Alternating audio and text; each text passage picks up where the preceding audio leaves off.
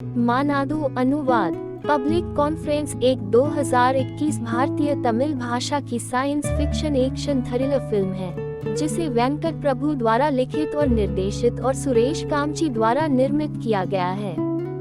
Film में Silambarasan, SJ. Surya और कल्याणी प्रियदर्शन के साथ एस.ए. चंद्रशेखर, वाई.जी. महेंद्रन, करुणाकरन, प्रेमजी अमरेन, अरविंद आकाश और अंजना कीर्ति सहायक भूमिकाओं में है। फिल्म का संगीत और स्कोर युवान शंकर राजा द्वारा रचित है। छायांकन रिचर्ड एम. नाथन द्वारा संभाला गया है और संपादन प्रवीण के. एल द्वारा किया गया है। उनकी 100वीं फिल्म में यह एक एनआरआई व्यवसाय और एक पुलिस अधिकारी के इर्द गिर्द घूमती है जो मुख्यमंत्री के एक सार्वजनिक सम्मेलन के दिन टाइम लूप में फंस जाते हैं और उसी दिन बार बार रहने के लिए मजबूर हो जाते हैं। इस परियोजना की घोषणा जुलाई 2018 में की गई थी, जिसमें प्रभु के सिलंबरासन के साथ पहली बार सहयोग किया गया था। व्यापक प्री प्रोडक्शन कार्य के दौरान निर्माता ने अपने अव्यावसायिक व्यवहार का हवाला देते हुए अगस्त 2019 में सिलंबरासन को परियोजना से बाहर कर दिया। 4-5 और बाद वाले ने उस महीने मघा मनाडू शीर्षक के तहत एक और परियोजना की घोषणा की, जिसे उन्होंने छोड़ दिया था। 6 इस मुद्दे को नवंबर 2019 में हल किया गया था, जब सिलंबरासन ने फिल्म के लिए अपनी तारीखें आवंटित करने पर सहमति व्यक्त की थी। कलाकारों और चालक दल के बारे में प्रारंभिक घोषणा के बाद 19 फरवरी 2020 को चेन्नई में फिल्मांकन शुरू हुआ। कोविड-19 महामारी की पहली और दूसरी लहर के दौरान पालन किए गए प्रतिबंधों के कारण 2 बार शूटिंग प्रभावित होने के बावजूद निर्माताओं ने जुलाई 2021 में फिल्म की शूटिंग पूरी कर ली। शूटिंग के लिए केवल 68 कार्य दिवस लिए। 9 इसे चेन्नई में बड़े पैमाने पर फिल्माया गया था, पौंडीचेरी, यरकौड और होसुर में छिटपुट कार्यक्रमों के साथ। 9 मानाडू को दुनिया भर में 25 नवंबर 2021 को नाटकीय रूप से रिलीज किया गया था। इसे आलोचकों से सकारात्मक समीक्षा मिली। फिल्म को व्यावसायिक तत्वों के साथ टाइम लूप अवधारणा के एकीकरण के लिए हाईलाइट किया गया था। कई प्रकाशनों ने इसे 2021 की सर्वश्रेष्ठ तमिल फिल्मों में से एक बताया। 10 इसे बॉक्स ऑफिस पर आलोचनात्मक और व्यावसायिक रूप से सफल घोषित किया गया था। 10 वेंकट प्रभु द्वारा मुख्य कलाकारों की वापसी के साथ सीक्वल की पुष्टि की गई है। अब्दुल खालिक एक एनआरआई ऊटी पहुंचने के लिए दिल्ली से कोयम्बटूर के लिए उड़ान भर रहा है। वह अपने दूसरे दोस्त सैयद बादशाह की मदद से अपनी प्रेमिका जरीना बेगम के साथ अपने दोस्त ईश्वर मूर्ति को उसकी शादी के दिन मदद करने जा रहा है। वह अपनी सह यात्री सीता लक्ष्मी को अपने साथ ले आता है, जब ये पता चलता है कि वह वास्तव में जरीना की शादी में दूल्हे की दोस्त है। अगली दोपहर वे भाग जाते हैं और उनका पीछा करने में दुल्हन के परिवार से भाग जाते हैं। रजिस्ट्रार कार्यालय के रास्ते में एक अज्ञात व्यक्ति अचानक उनकी कार पर गिर जाता है। इंस्पेक्टर जॉन के नेतृत्व में पुलिस द्वारा उस व्यक्ति का पीछा किए जाने का पता चला है। बाद में उन्हें भ्रष्ट डीसीपी धनुषकोडी के आदेश पर असाधारण रूप से नजरबंद कर दिया गया। खलीक को धनुषकोडी और जॉन द्वारा सीएम अरिवाझगन के साथ एक निर्धारित राजनीतिक सभा में भाग लेने के लिए मजबूर किया जाता है और अरिवाझगन को पिस्तौल से गोली मारने का निर्देश दिया जाता है, अन्यथा उसके दोस्त मर जाएंगे। खलीक अनिच्छा से अरिवाझगन को गोली मार देता है। जॉन ने अपने कार्यों के विरोध के बावजूद खलीक को स्थायी अराजकता में मार डाला। खलीक जागता है और खुद को मध्य उड़ान में पाता है, जहां वह उस दिन की शुरुआत में था और उस सुबह की सभी अलग अलग घटनाओं को पुनः प्राप्त करने के लिए आगे बढ़ता है।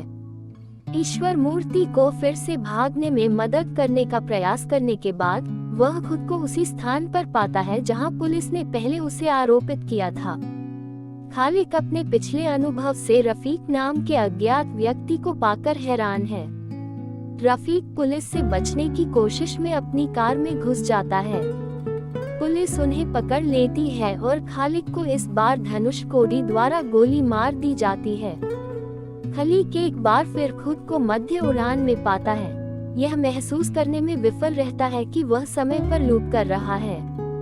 वह एक अलग रास्ता अपनाने का प्रयास करता है और पुलिस के साथ बातचीत करने से रोकता है, लेकिन अंततः सरीना के भाई मंसूर के हाथों उसकी मृत्यु हो जाती है।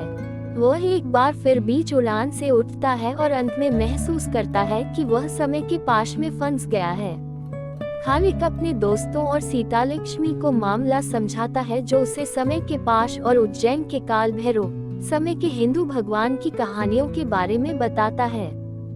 खालिक को पता चलता है कि वह उज्जैन में काल भैरव के मंदिर में पैदा होने के बाद समय पाश के पीछे हो सकता है। उसी स्थान पर खलीक लूपिंग उस समय उज्जैन के ऊपर उड़ने वाले विमान का परिणाम है और उसे एक सेट तक पहुंचना है लूप से बचने का उद्देश्य। खलीक एक बार फिर से राजनीतिक सभा की जांच शुरू करता है और अरिवाझगन में एक प्रच्छन्न स्नाइपर राइफल के साथ एक कैमरामैन को देखता है। अपने लाभ के लिए टाइम लूप का उपयोग करते हुए खालिक हिटमैन का पता लगाता है और हत्या को रोकने के लिए उसे रोकता है। हालांकि सभा को छोड़ते समय एक आईईडी बम विस्फोट में अरिवाझगन मारा जाता है। निराश होकर खालिक धनुषकोडी का सामना करता है और अफसोस जताता है कि अरिवाझगन की हत्या से एक खतरनाक धार्मिक दंगा होगा और आगे सामाजिक संघर्ष होगा। ये पता चला है कि धनुषकोडी भी एक समय पाश में फंस गया है जब उसका रक्त गलती से खालिक में स्थानांतरित हो गया था, क्योंकि वह पिछले चक्रों में से एक में घायल हो गया था। अपने परस्पर विरोधी लक्ष्यों को प्राप्त करने के लिए दोनों को एक दूसरे के खिलाफ संघर्ष करना चाहिए। खलीक को राजनीतिक सभा को रोकने की जरूरत है, जो अरिवाझगन की सार्वजनिक हत्या को रोक देगा और धार्मिक दंगे की किसी भी संभावना को विफल कर देगा, जबकि धनुषकोडी को खलीक को ऐसा करने से रोकने की जरूरत है। धनुषकोडी को अरिवाझगन के एक अनुभवी सहयोगी परंथमन के लिए काम करने का पता चला है, जो अपनी पार्टी के भीतर भाई भतीजावाद से नाखुश है। परंथमन अरिवाझगन की हत्या करके सत्ता में आना चाहता है और धनुषकोडी को उम्मीद है कि इस हत्याकांड को अंजाम देकर सत्ता के इस तरह के हस्तांतरण से लाभ होगा। खलीक को धनुषकोडी द्वारा उसकी हत्या से दूर रहने और पाश को फिर से स्थापित करने की अंतिम चेतावनी दी जाती है। खलीक ने अरिवाझगन के बेटे मुगिलन को आसन हत्या की चेतावनी देने का प्रयास किया। ऐसा करने में विफल रहने पर खलीक ने अंततः तमिज़हवानन का पता लगाया। एक स्थानीय हिंदू शख्सियत पहले से ही अरिवाझगन की हत्या करने की परंथमन की योजना के बारे में जानती थी। तमिज़हवानन की उस दिन पहले हत्या कर दी गई थी।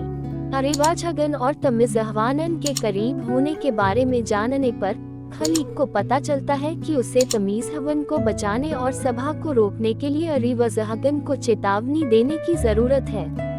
कई निरर्थक प्रयासों और पाशों के बाद खलीक ने तमिज़हवानन का सफलतापूर्वक अपहरण कर लिया और तमिज़हवानन की हत्या करने से खुद को बचा लिया। वह तमिज़हवानन को अरिवाझगन की आसन हत्या के बारे में आश्वस्त करता है। तमिज़हवानन खालिक को अरिवाझगन तक पहुंचाने में मदद करता है, लेकिन पुलिस द्वारा पीछा करने के दौरान उसे पकड़ लिया जाता है। खालिक खुद को कैलास एल्वनार अरिवाझगन के पूर्ववर्ती और पूर्व सीएम की स्मारक सेवा में ले जाता है, जहां अरिवाझगन, मुगिलन और परंथमन अगले दोपहर में भाग लेते हैं। खलीक ने अरिवाझगन को आश्वस्त किया कि एक वीडियो दिखाकर हत्या की योजना बनाई जा रही थी, जहां तमिज़हवानन ने अरिवाझगन को खलीक पर भरोसा करने के लिए समझाया। अरिवाझगन ने परंथमन का अभिनय करके ऐसा सामना किया जैसे वह अचानक धड़कन से पीड़ित हो। उन्हें विश्वास है कि सम्मेलन में भाग लेने के लिए परंथमन की दलीलों के बाद खालिक सच कह रहे हैं। खालिक और धनुषकोडी के बीच लड़ाई सुनिश्चित होती है। मुगिलन को गोली मार दी जाती है, लेकिन सफलतापूर्वक अपने गार्डों को चेतावनी दी जाती है, जो सीधे कार्रवाई में आते हैं। परंथमन अरिवाझगन का दम घुटने का प्रयास करता है, लेकिन खालिक द्वारा मार दिया जाता है। धनुषकोडी अरिवाझगन को मारने की कोशिश करता है, लेकिन खालिक गोली लेता है और उसे बचाता है। धनुषकोडी को गार्डों ने मार डाला। मुगिलन और खालिक ठीक हो जाते हैं और अरिवजघन ने खालिक को अपनी जान बचाने के लिए धन्यवाद दिया। खलीक अपने टाइम लूप को समाप्त करता प्रतीत होता है। राजनीतिक कारणों से परंथमन की मौत को कार्डियक अरेस्ट बताया जा रहा है। जब मंसूर आता है, खालिक उसका सामना करने के लिए खड़ा होता है।